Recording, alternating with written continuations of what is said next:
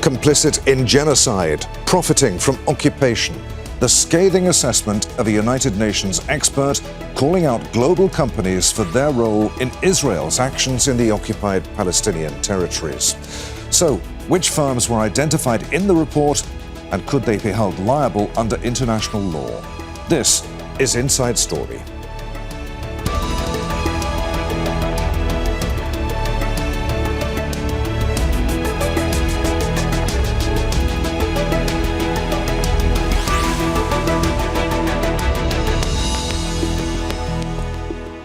Hello, welcome to the programme. I'm Adrian Finighan. The UN Special Rapporteur says that some of the world's largest companies are complicit in and profiting from Israel's actions in the occupied Palestinian territories.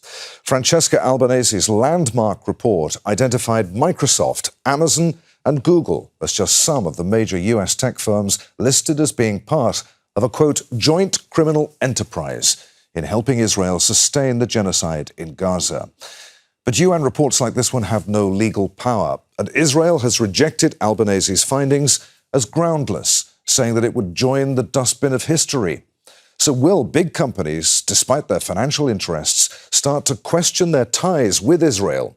And will consumers around the world begin to apply commercial pressure on the firms implicated? We'll put all that to our guests in just a moment, but first a report from Omar Sharif. A scathing report by a United Nations expert on why Israel's war on Gaza has extended for more than 20 months and has killed more than 56,000 Palestinians. UN Special Rapporteur Francesca Albanese says Israel's genocide continues because it's profitable. If the genocide has not stopped, it's not just because there has always been an economy of the occupation. It's because the economy of the occupation has turned into an economy of genocide. And so there have been people and organizations that have profited from the violence, the killing, the maiming, the destruction in Gaza and in other parts of the occupied Palestinian territory. Albanese's report is based on more than 200 submissions from states, human rights defenders, companies and academics, and identifies 60 global companies as directly or indirectly supporting Israel's genocide and its illegal occupation of the West Bank. It names US tech giants for providing technology to track and target Palestinians, construction companies for providing Israel equipment to demolish Palestinian homes and expand illegal Israeli settlements in the occupied West Bank, tourism firms for listing rental properties in those settlements.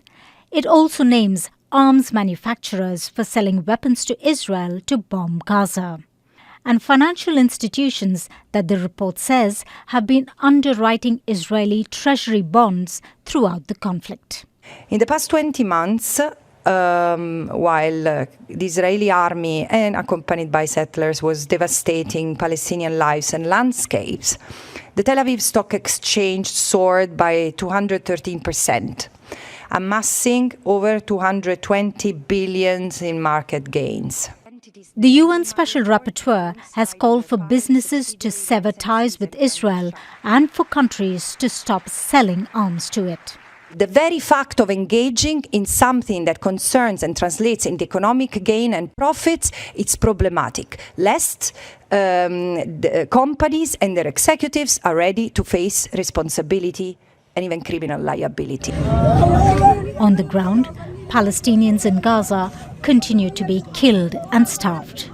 An Associated Press report says American security contractors working for the controversial Gaza Humanitarian Foundation used live ammunition and stun grenades on people waiting to get food.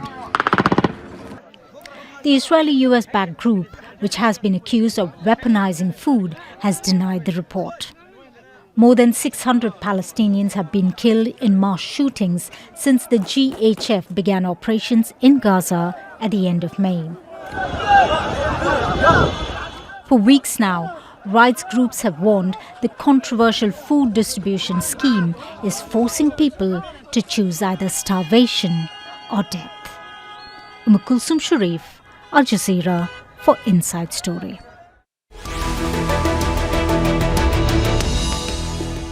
Let's bring in our guests. From Ramallah, we're joined by Omar Barghouti, the co-founder of the Boycott, Divestment, Sanctions movement. From Seattle in Washington, we're joined by Vaniya Agrawal, a former software engineer at Microsoft who resigned earlier this year. And from the Canadian city of London, Ontario, Michael Lynk, human rights lawyer and former UN Special Rapporteur for human rights in the Occupied Palestinian Territories. A warm welcome to you all. Michael, let's start with you.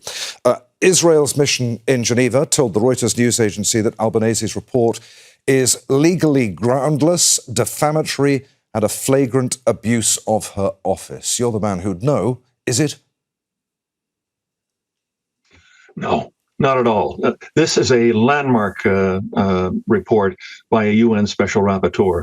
I've never seen a report coming from a Special Rapporteur that is so detailed, so deep into the issue, and one that has received so many external submissions with respect to this. The only problem I have with the report is that it's limited by the UN word count limit of 10,700 words. As the report itself says, it only scratches the surface of the kind of international corporate cooperation and complicity with Israel with respect to its war on Gaza and its ongoing occupation of the Palestinian territory. Omar, Albanese's report says that while life in Gaza is being obliterated and the West Bank is under escalating assault, this report shows why Israel's genocide continues because, the report says, it is lucrative for many. What's the BDS movement's view on the report? Why hasn't the BDS movement had more impact on some of these companies that are singled out in this report? In fact, UN Special Rapporteur Albanese meant that this is a key factor. It's not the only factor that corporations are profiting from it. The BDS movement, since its inception in 2005, has been campaigning against state complicity, corporate complicity, and institutional complicity, because in our analysis, without ending this international complicity, there is no way to end Israel's crimes against Palestinians and to dismantle what's now 77 years of settler colonialism and apartheid, not to mention military occupation and now genocide. So what this report is telling us is that this depth of complicity of those corporations in enabling apartheid and genocide and occupation and profiting from it, in using Palestinians as a testing ground for their technologies, especially military companies, tech companies, and others, is now being recorded by a UN Special Rapporteur, a human rights expert. And this is very important. As Michael said, this is almost unprecedented in its scope. So it's putting those companies on notice. You, as companies, your executives are now possibly criminally liable. If you continue doing this business and enabling Israel's international crimes against Palestinians, you will be criminally liable. That's very important for us in the BDS movement as we pursue accountability. Vaniya, Microsoft, the company that you used to work for, is one of the priority targets for the BDS campaign. You're now an organizer with the No Azure for Apartheid campaign, referring to Microsoft's Azure cloud offerings. You sent an email to all staff before leaving the companies, which made headlines right around the world at the time. Why did you leave? Remind us what you said in that email. Yeah, that's a great question. Around the time that I protested, Microsoft was celebrating its 50th anniversary with a lot of messaging centering around its philanthropy and how it drives tech for change and tech for good. And we wanted to call out the hypocrisy of Microsoft in that messaging, as it knowingly and willingly was providing the digital cloud and AI weapons that were behind the continuation of apartheid and genocide in Palestine. As part of our protest, we called out Microsoft CEOs and called them what they were, which is war profiteers. And these companies are digital weapons manufacturers. And as part of our protest, we sent out mass emails to internal Microsoft employees with the goal of letting everybody in the company know what Microsoft's role is in the genocide and how complicit it is. Alongside putting pressure on the executives to answer its calls from employees who are calling them out, to protect their employees' voices that they have been suppressing, and to call for an immediate and permanent ceasefire in Gaza, along with cutting ties from Israel and divesting from and ending the support of the Israeli military. All right, so what is the No Azure for Apartheid campaign about? Are you urging consumers to boycott Microsoft? Yeah, that's a great question. So, I'm an organizer with the No Azure for Apartheid campaign, and we are a worker-led campaign that is demanding an end to Microsoft's complicity in Israel's apartheid and genocide in Gaza. So our goals are fourfold. We want to demand Microsoft to cut all ties from the Israeli military, which means stop providing the cloud and AI technology that is powering the surveillance, the targeting of, and the control of Palestinians in Gaza, and to call on Microsoft, as well as other tech companies, because they are clearly all complicit, to demand an immediate ceasefire and to protect their workers who speak out. We've seen over months now, as employees continue to call out these companies for being complicit in the genocide, they respond with suppression, doxing, retaliation, and firing their employees. And there's a clear discrepancy between how they treat pro-Palestinian voices versus Zionist voices within the company. And so we demand these companies to protect all freedom of speech and to protect the pro-Palestinian voices and to answer to the accountability that these employees are demanding from them, to divest, to cut ties, and to call for a ceasefire. Okay. Michael, the report says the complicity exposed by this report is just the tip of the iceberg. Ending it will not happen without holding the private sector accountable, including its executives. The report points to precedents in holding corporations legally accountable for human rights abuses that they enabled, including the prosecution of German industrialists at the Nuremberg trial after World War II and the South African Truth and Reconciliation Commission. Should corporate executives now be worried? Could they soon find themselves hauled before a court and have to account for their decision-making? That's the path that this report is advocating. And as the report points out, and as you point out, there are precedents for this. There's been a number of trials over the last 25 years with respect to corporations being held criminally liable or corporately liable for environmental crimes, for supplying nerve gas to Saddam Hussein's Iraq, for providing funds for armed groups to protect French cement companies in Africa. All of this sets the precedent for going after these companies if the states from which these companies are domiciled aren't going to take action themselves. I mean, we have several different legal options where corporations could be held accountable. One is through arrest warrants coming from the International Criminal Court. If the International Criminal Court would start to do investigations based on Francesca Albanese's report for these corporations directly aiding and assisting in war crimes or crimes against humanity or genocide, all of which are prohibited by the Rome Statute of 1998, which created the International Criminal Court. There's also possibilities in domestic courts as well. Most of the countries that belong to the International Criminal Court have incorporated the Rome Statute into their own domestic legislation, which means virtually every country in Europe, as an example, has laws on their domestic books which prohibit assistance with respect to war crimes, crimes against humanity, or genocide. So if these countries themselves have the political will to be able to pursue that, there is their obvious avenue. And as well, individuals as plaintiffs, if they can show that they've been personally harmed, either as an individual or as a class of plaintiffs, could sue these companies in their domestic courts over the harm they cause through violating international human rights law as well. So all of these possibilities are there.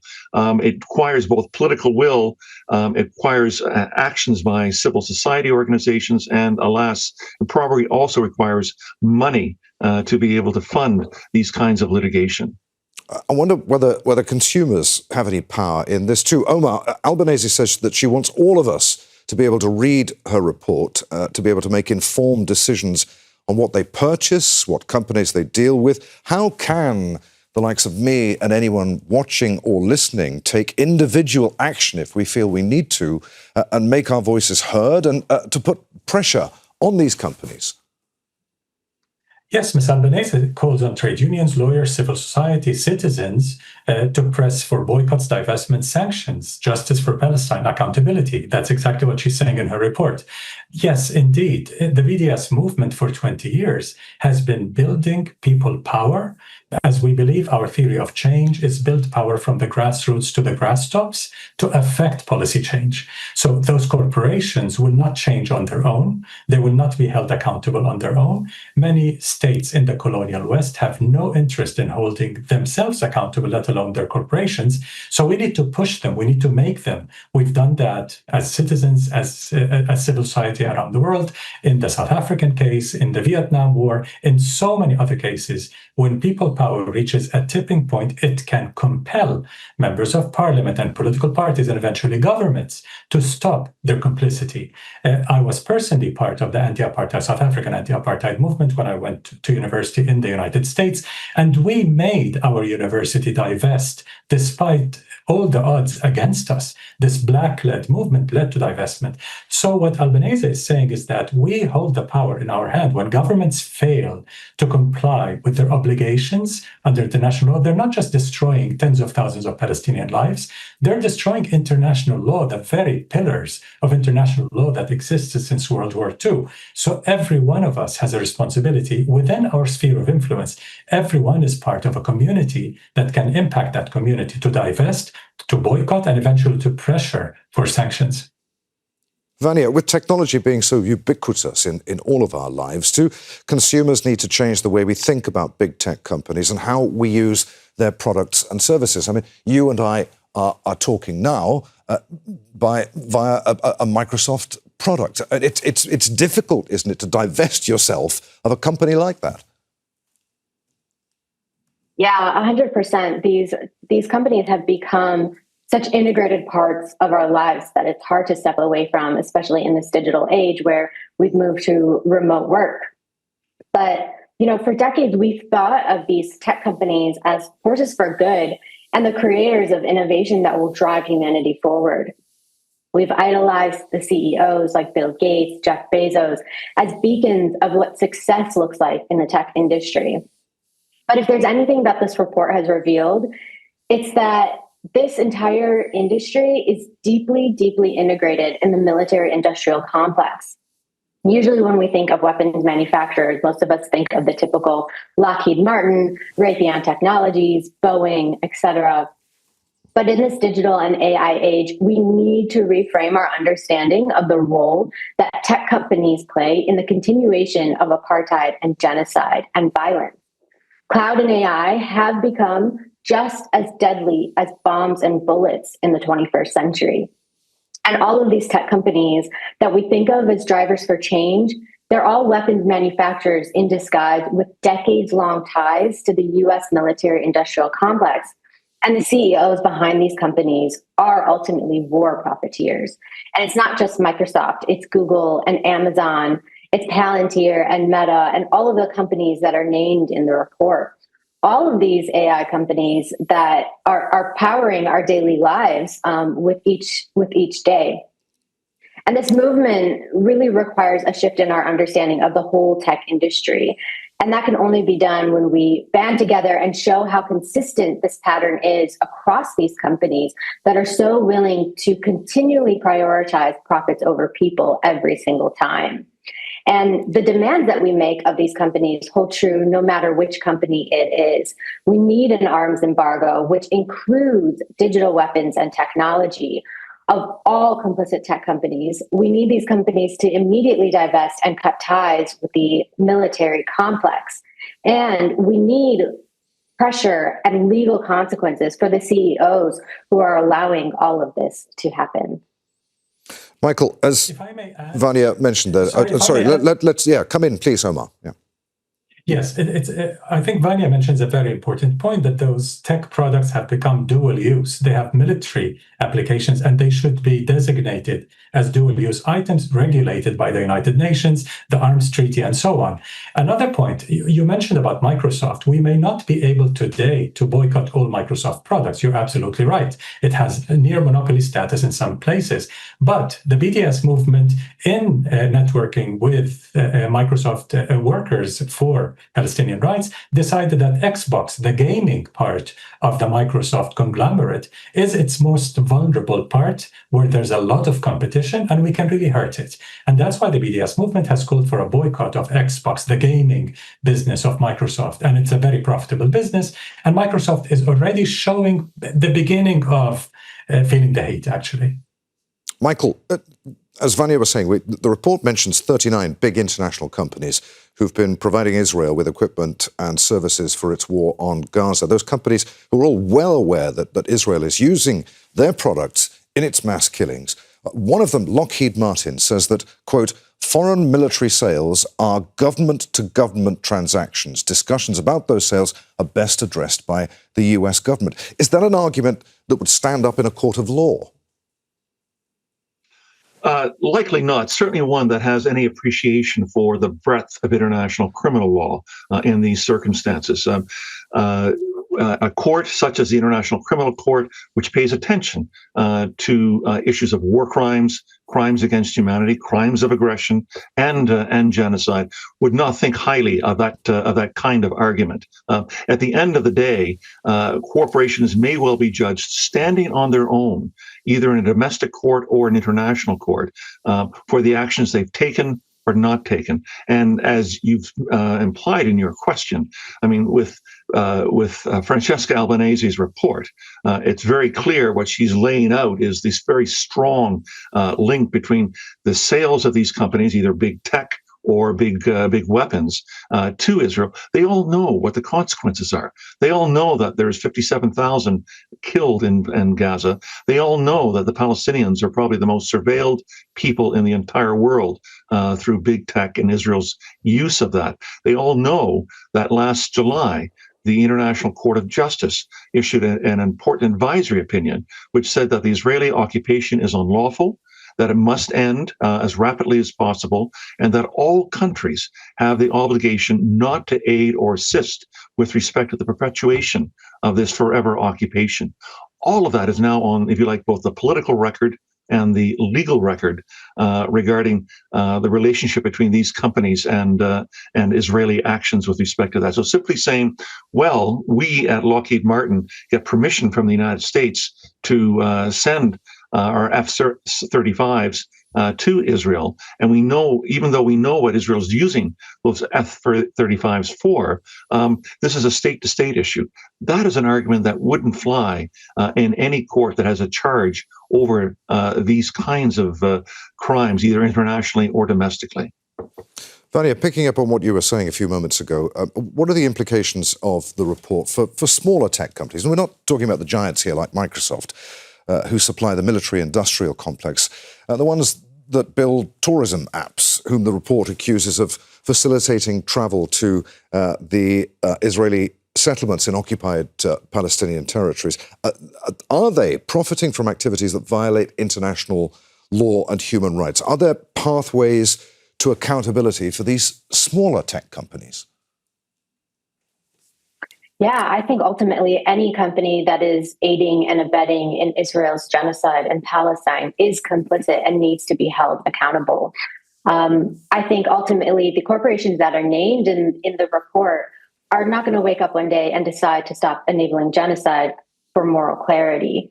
They are deeply invested financially and politically in their ties with Israel. And the only thing that will move them is public and economic pressure. So that's where the BDS movement becomes crucial. Just like in the struggle against apartheid in South Africa, people power really matters here. Boycotts are how we break the illusion of corporate neutrality and how we turn complicity into a liability. And we ultimately need to make it unprofitable for these companies to continue partnering with genocide. Alongside that, we have to continue educating the public. Microsoft loves to brand itself as an ethical, progressive company, and I'm sure these smaller companies as well brand themselves as startups that are driving innovation and working on with scrappy teams and trying to change the future. But the reality is that they are helping Israel wage a digital war on Palestinians. There's no such thing as ethical tech when it's being handed to a military entity. Omar, final question to you. You're in the occupied Palestinian territories right now. This comes down to a question of ethics, doesn't it? Israel's Prime Minister dismissed the allegations made in Albanese's report as groundless, saying that they're going to join the dustbin of history. I mean, there's a lot of fuss about the report right now. Here we are having this fascinating discussion about it, but ultimately, is it going to change anything?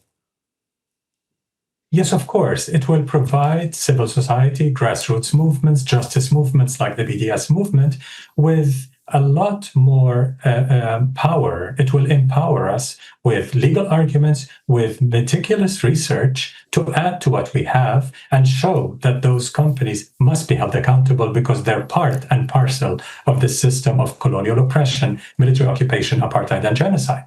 So it is absolutely important. What will end up in the dustbin of history is every fascist regime, every colonial regime, which people will resist and continue to fight to end and dismantle the system of oppression. So we cannot take the attacks on Miss Albanese as worth the ink they're written in, actually, because they're coming from leaders of genocide and apartheid. How truthful have they been? It really shows that struggles for justice can ultimately prevail. We've shown it over and over again against some of the biggest companies on earth, like Intel. 2 months into the genocide, decided to invest $25 billion in Israel's economy. Because of BDS pressure, among other factors, we nixed that project. It was cancelled. We played a role. So those who believe, yeah, BDS is morally good, but is it effective? Oh, yes, it is extremely effective, especially when it's collective, when it's done in tandem, as Vaniya said, with workers and justice movements, environmental movements, and so on. Okay, there, I'm afraid we're going to have to end it. Many thanks indeed for being with us, Omar Barghouti, Vaniya Agrawal, and Michael Lynk. And thank you for watching. You can see the programme again at any time by going to our website at aljazeera.com. For further discussion, join us at our Facebook page at facebook.com/AJ Inside Story. And of course, you can join the conversation on X, our handle there, at AJ Inside Story. From me, Adrian Finighan, and the team here in Doha. We'll see you again. Bye for now.